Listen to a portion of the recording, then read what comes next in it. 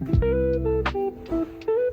your time? Just starting. Okay. Hey guys, so we're only a week away from winter, but the levels of properties on Trade Me still remains over 1,000, which is what we see during summer, not winter. Winter is typically when the listing levels drop down to about 50% of what we had in summer, but we think this year might be a little different.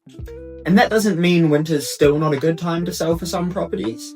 We do expect stock to come down because every year it tends to.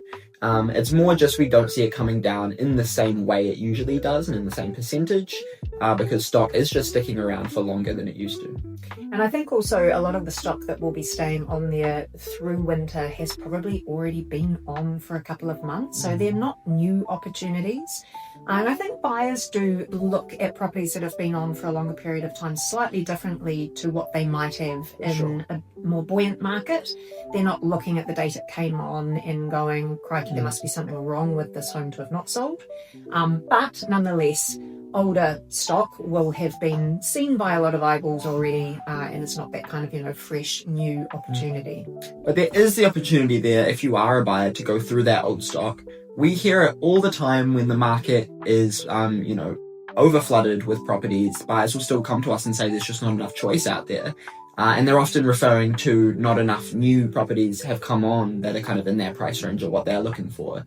But oftentimes, if you'll go back into the depths of Trade Me and keep scrolling, there are properties there that are sitting, and it doesn't necessarily mean there's something majorly wrong with them.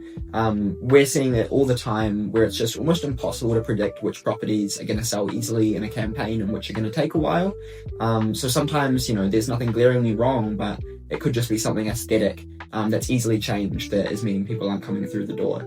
So it's important not to write properties off of the information that it's been sitting on the market for a while. Really dig into it, ask the agent for the info pack, see how the builder's report came out, and do some research because we see a lot of people get put off by properties just because they've been on for a while. Yeah, and I think a lot of the properties that are hanging around at the moment are going through kind of a process of when they first come on, clients' expectations are often quite high, and it just takes a little while for them to really recalibrate and see how the market's behaving and what the market feedback is, to get to a point where either they're going to meet the market or they're going to say, you know what, we're going to hold on to this and we'll come back on in a couple of years. So it's often just been a bit of a sort of a readjustment time for sellers. So some good opportunities for buyers. And if you're a buyer out there who has offered on something you really liked and it wasn't accepted by the vendors, but the property is still available, don't be scared to go and resubmit.